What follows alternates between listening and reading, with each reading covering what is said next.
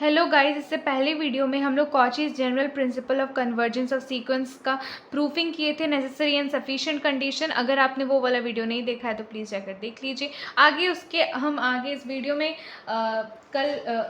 जैसे कि इससे पहले वीडियो में हम लोग कुछ प्रॉपर्टीज़ भी डिस्कस किए थे कि every Cauchy sequence in are is convergent sequence. इसका प्रूफ कैसे हुआ था वो देखे थे। Every convergent sequence in are is a Cauchy sequence, इसका प्रूफ भी हमने देखा था। और फिर a convergent sequence determines it's limit uniquely, इसका भी प्रूफ देखा था। इस वीडियो में हम आगे देखने वाले हैं कि every monotonic increasing sequence tends to its least upper bound. तो ये इसका प्रॉपर्टी है। तो इसका प्रॉपर्टी का प्रूफ देख लेते हैं कि कैसे हुआ कि जिस let A N be monotonic increasing sequence whose least upper bound be M. कोई भी एक मोनोटोनिक इंक्रीजिंग सीक्वेंस हम लोग माने हैं जिसका हम लोग लीस्ट अपर बाउंड यानी कि सुप्रीमम माने हैं एम। ठीक है, तो डेफिनेशन क्या होता है कि ए एन जो सीक्वेंस है ना वो इस m से छोटा होगा। सीक्वेंस का सारा मेंबर क्या होगा, इस m से छोटा होगा, क्योंकि ये हम लोग का लीस्ट अपर बाउंड है। ठीक है, इसलिए a n is less than m हम लोग लिखे फॉर ऑल ऑफ n। अब अगर a n प्लस एप्सिलॉन, अगर हम थोड़ा सा भी कोई बड़ा टर्म लेते हैं, ठीक है, मान लीजिए लीस्ट अपर बाउंड के जस्ट आगे वाला टर्म में अगर हम लोग कुछ एप्सिलॉन जोड़ते हैं तो वो मेरा लीस्ट अपर बाउंड से बड़ा हो जाएगा, मतलब for at least one value of n। ये तो आप लोग मान रहे हो, जान रहे हो। ठीक है, तो ये हम लोग इसलिए इसका यहाँ पर साइन चेंज हो गया इस तरफ। ठीक है, and let this be true for n is equal to m। तो हम लोग n इक्वल टू m के लिए ये ट्रू मानते हैं, ये वाला चीज़ को। ये समझ आना चाहिए आपको इसमें क्या बोला है। जैसे हम लोग ऊपर वाला केस में हम लोग इक्वेशन 1 किसको माना है कि इसमें सीक्वेंस का सारा टर्म जो है ना वो m से लेस देन इक्वल टू है। ठीक, m मेरा लीस्ट अपर बाउंड है, उसका डेफिनेशन ही लीस्ट अपर बाउंड का ये होता है कि सारा मेंबर से छोटा होगा। ठीक है, लेकिन अगर हम इस an में कोई एक एप्सिलॉन जोड़ रहे हैं तो ऑब्वियसली वो at least for one value of n के लिए वो बड़ा हो जाएगा, तो उस n को हम लोग m माने यहाँ पर। ठीक है, तो n की जगह यहाँ पर m करने से ये इक्वेशन आ रहा है, और अगर एप्सिलॉन को उस साइड ले जाएंगे तो am is greater than m minus epsilon. इसको इक्वेशन 2 देना है। Since the sequence is monotonic increasing, हम जान रहे हैं कि ये मोनोटोनिक क्या इंक्रीजिंग है, मतलब A N is greater than equal to A M होगा when n is greater than equal to m। जैसे जैसे n बड़ा होगा ए एन मेरा बढ़ते जाएगा क्योंकि मोनोटोनिक इंक्रीजिंग है। ठीक है, तो इसको इक्वेशन 3 देते हैं। तो फ्रॉम 2 and 3, इन 2 and 3 इससे और इससे हम लोग लिख सकते हैं ए एन, मतलब A N is greater than m minus epsilon. ठीक है, और अगेन फ्रॉम 1, और 1 से हम लोग क्या लिख सकते हैं, 1 में हम लोग क्या है, A N is less than m for all n। So A N जो है हमारा वो less than m plus epsilon है, and hence also n is greater than equal to m। तो अगर ये सब को हम कंबाइन करेंगे, ये सब सारे के सारे रिजल्ट को अगर हम कंबाइन करेंगे तो हम क्या देख सकते हैं कि हमारा जो सीक्वेंस an है वो m माइनस एप्सिलॉन और m प्लस एप्सिलॉन के बीच में लाइक कर रहा है। इसका मतलब कि m जो है ना, m इसका क्या है, देखिए लिमिट पॉइंट यहाँ पर combining these results we obtain m minus epsilon, ये वाला आया है। इसको हम लोग मॉड्यूलस में कैसे लिखते हैं आपको सिखाया था पिछले क्लास में, ऐसे। तो यहाँ पर m जो है हमारा वो क्या है, उस पर कन्वर्ज कर रहा है, यानी वो मेरा लिमिट पॉइंट होता है according to the rule of convergency. So हमारा ए एन जो सीक्वेंस है ना वो m पे टेंड्स कर रहा है, हमें यही प्रूव करना था। सिमिलरली अगर आप मोनोटोनिक डिक्रीजिंग के लिए दिखाओगे तो आपको क्या करना है, लीस्ट अपर बाउंड के जगह ग्रेटेस्ट लोअर बाउंड होगा, और लाइकवाइज आपके रिजल्ट्स आते जाएंगे। ये आप खुद से करिएगा, देखिए मैंने प्रूव किया है, ये आपको खुद से करना है।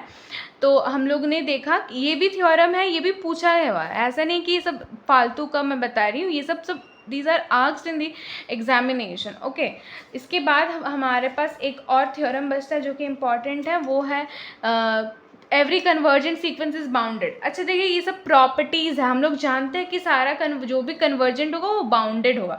तो अगर आपको प्रूफ में बोलता है इसका प्रूफ कीजिए, तो इसके प्रूफ करने के तरीके भी एक से अलग हो सकते हैं। ठीक है, लेकिन एक मैं आपको बता दे रही हूँ कि let A N be convergent sequence. अगर हम लोग कन्वर्जेंट मान रहे हैं मतलब A N must tend to a definite limit point. इसको तो आपको पता है ना, जब भी n टेंड्स टू इन्फिनिटी होता है इसका एक लिमिट आता है an का, तो वो हमको पता है। Then by definition there exist a positive integer m depending upon the arbitrary positive number epsilon however small. तो ये वाला हम लोग पढ़े, ये वाला हम लोग जानते हैं रूल ऑफ कन्वर्जेंसी से, ठीक है। इसको हम लोग इस फॉर्म में लिख सकते हैं। पिछले क्लास में बताया था कि मॉड का ओपन होने से इसको कैसे इन दोनों के बीच में लाई करेगा, तो इसको इक्वेशन 1 देते हैं।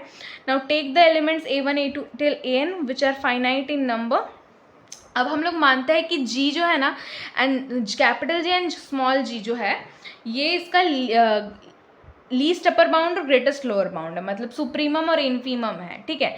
लीस्ट अपर बाउंड और ग्रेटेस्ट लोअर बाउंड मतलब ये m है, ये m के बराबर है g, मतलब इस अगर इस केस में देखोगे तो ये मेरा, हम बोल सकते हैं इस पूरा को m मान सकते हैं, इस पूरा को माइनस m, ये स्मॉल m मान सकते हैं। कैपिटल M मान लीजिए, स्मॉल m मान लीजिए, तो कैपिटल M के इक्वल क्या हो जाएगा, मेरा ग्रेटेस्ट लीस्ट अपर बाउंड हो जाएगा जो हम g को माने हैं, ठीक है। और इसके इक्वल क्या हो जाएगा, ग्रेटेस्ट लोअर बाउंड हो जाएगा जिसको हम स्मॉल g को माने हैं। तो हम लोग इसके बदले ये लिखे, m के बदले क्या लिखे है, l प्लस एप्सिलॉन, इसकी जगह लिख सकते, मतलब दोनों बराबर हैं, हम वो बोल रहे हैं। Small m is equal to l minus epsilon. तो इसको इक्वेशन 1, इसको इक्वेशन 2, अगर आप दोनों को कंपेयर करोगे तो आप क्या लिख सकते हो कि स्मॉल m, इस तरह से आप लिख सकते हो कि an जो है मेरा m और m के बीच में लाई कर रहा है। तो हम ये दिखा दिए कि हैंस मेरा ये जो है ना बाउंडेड सीक्वेंस है। तो इस तरह से आप ये कर सकते हो, ठीक है। वैसे तो आप इसके प्रूविंग बहुत सारे हैं, लेकिन ये कुछ मैंने जो आपको बताया है वो सब कीजिएगा तो यही सब के अंदर से आने का चांसेस है, ठीक। अच्छा, तो अब देखिए, necessary and sufficient condition for a monotone sequence to be convergent. देखिए, इसका प्रूफ मैं अभी आपके साथ कर रही हूँ, आप कॉपी पे निकाल के सॉल्व कीजिएगा। इसमें क्या बोल रहा है, necessary and sufficient condition. Necessary and sufficient condition मतलब if and only if monotone sequence to be convergent is that it is bounded. अगर कन्वर्जेंट है तो बाउंडेड होगा, बाउंडेड है तो कन्वर्जेंट होगा, बोथ ट्रू होना चाहिए। नेसेसरी एंड सफिशिएंट कंडीशन का मतलब ही यही होता है कि बोथ वेज से वो what is it is true from the both the ways, okay. So monotone sequence to be convergent is that it is bounded.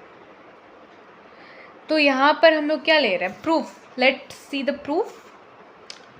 Alright, let me fix it first. So proof में हम लोग let u1 be a monotonic sequence. अच्छा, monotonic sequence का मतलब sequence या तो either it is monotonic increasing और it is monotonically decreasing.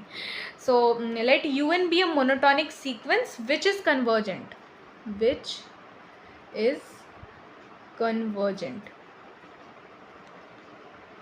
Okay. अब एक थ्योरम था, हम लोग पहले ये वाला theorem, every convergent sequence is bounded, ठीक है। Every convergent sequence is bounded, हम लोग ये वाला थ्योरम किए, मतलब जो भी कन्वर्जेंट सीक्वेंस होगा वो बाउंडेड होगा। अगर हम अपने सीक्वेंस को कन्वर्जेंट लिए हैं तो वो क्या होगा, बाउंडेड होगा। इसमें ये वाला प्रूफ अभी किए ना हम लोग। तो अगर हम लोग ये मान रहे हैं मोनोटॉनिक सीक्वेंस जो कन्वर्जेंट है, इसका मतलब वो क्या है, बाउंडेड भी है। तो यहाँ पर लिख दीजिए एज इन थ्योरम, प्रीवियस को थ्योरम का आप जो भी नाम दिए हो लिख दीजिए कि as we have seen, as we have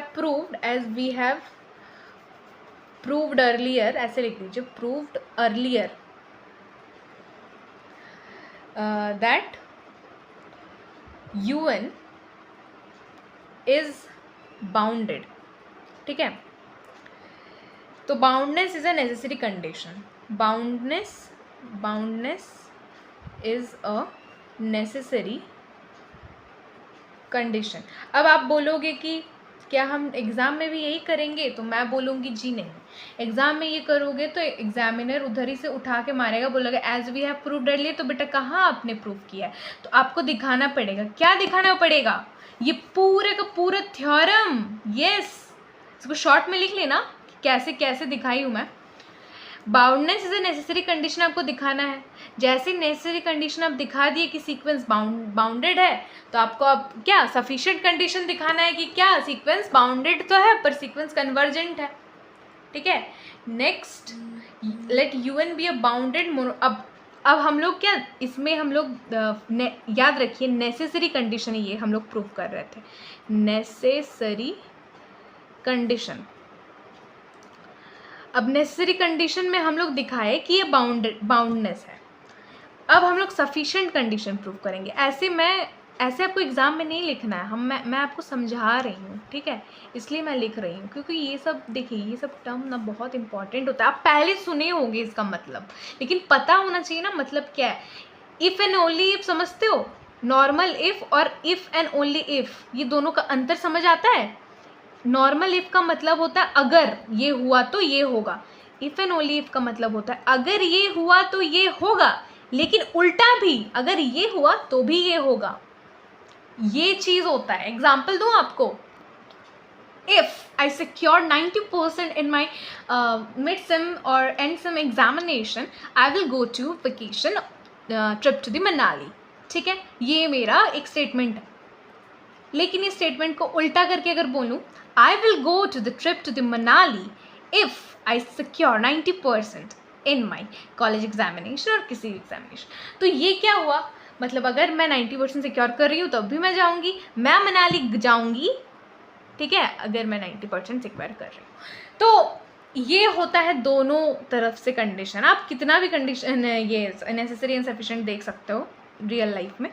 तो अब सफिशिएंट कंडीशन देख ले, बहुत भाषण हो गया एक्स्ट्रा वाला, एक्स्ट्रा भाषण नहीं देना चाहिए, टाइम बहुत ज़्यादा लग जाता है, ठीक है। देखिए बाउंडनेस इज नेसेसरी कंडीशन हम लोग कर ले। अब सफिशिएंट कंडीशन में हम लोग क्या रखे, आप खुद बोल के, जब इसमें हम लोग कन्वर्जेंट को गिवन रखे थे, बाउंडनेस प्रूव किए थे, अब क्या रखेंगे हम लोग, अब रखेंगे boundedness is given and we have to prove that it is convergent. So boundedness के लिए मैं क्या रखूंगी कि लेट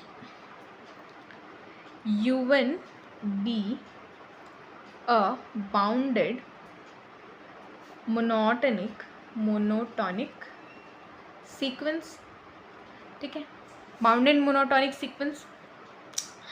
सो अगर ये बाउंडेड मोनोटॉनिक सीक्वेंस है तो ऐसे लिखिए, for definiteness let UN be monotonic increasing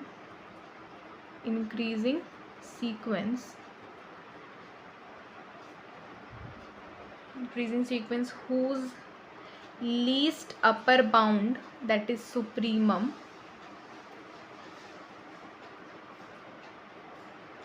is M। अब आप बोलोगे कि क्या आपको सपना आया था? जी नहीं, ये वाला जो है इसका प्रूफ भी हम लोग ने किया कि कैसे, अभी किया कि कैसे मेरा सीक्वेंस अगर बाउंडेड मोनोटॉनिक सीक्वेंस अगर इंक्रीजिंग मोनोटॉनिक सीक्वेंस है तो उसका सुप्रीमम M होगा, लीस्ट अपर बाउंड, ठीक है। अभी हम लोग जस्ट किए तो वो वाला थ्योरम से हम लोग वो प्रूफ किए, तो उससे हम लोग को पता चलता है कि we can as we have proved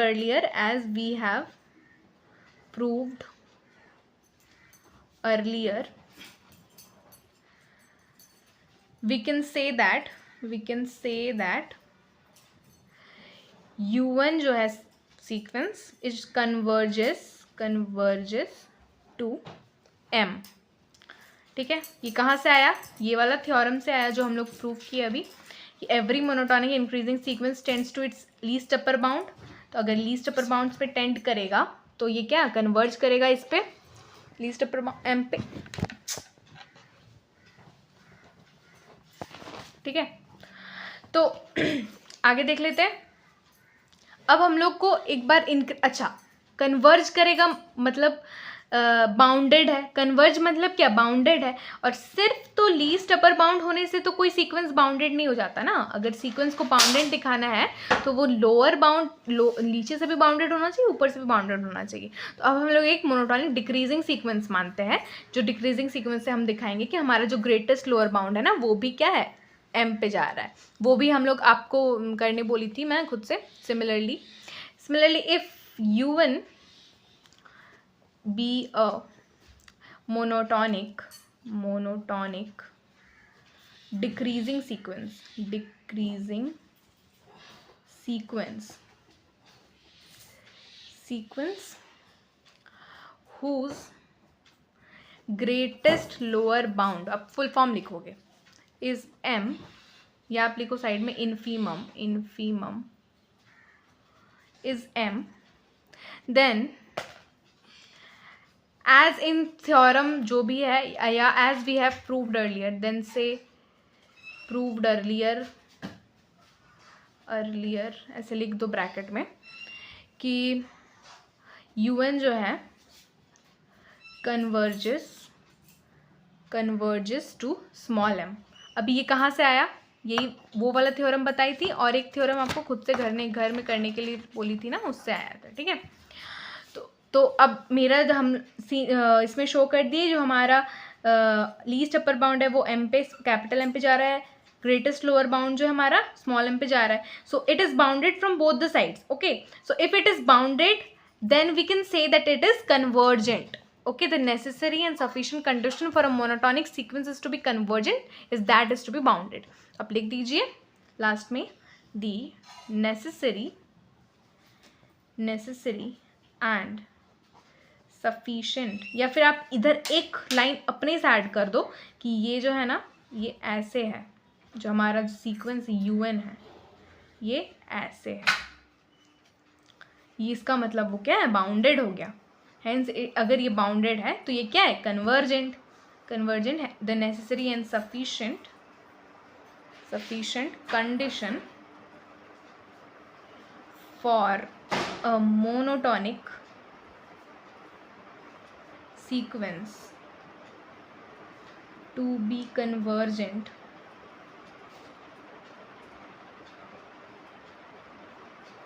is that it is bounded, okay। this is the complete proof। ये तो मैं प्रूफ क्यों, ये छोटा सा प्रूफ है मेरा, लेकिन आपको करने के लिए थोड़ा बड़ा लगेगा, इसलिए क्योंकि आप पहले तो ये जो मैं प्रूव्ड अर्लियर बताई हूँ उसको शॉर्ट में आपको खुद से दिखाना है, ठीक है। तो इस वीडियो में हम लोग कॉचीज़ का कुछ आगे, हम लोग कॉची के बाद हम लोग कुछ प्रॉपर्टीज़ देखे कन्वर्जेंसी का, ठीक है। तो इसके बाद हम लोग लिमिट पे थ्योरम करेंगे। लिमिट पे थ्योरम वो बहुत इंपॉर्टेंट है, तो वो एकदम मिस मत करना। मतलब आप एक बार के लिए ये मिस कर देना, लेकिन वो मिस मत करना, वो वीडियो ज़रूर देखना, ज़रूर वो आएगा एग्ज़ाम में, बहुत बार पूछा है, बहुत इंपॉर्टेंट है। चलिए, टिल देन स्टे ट्यून्ड, पढ़ते रहिए, बाय बाय।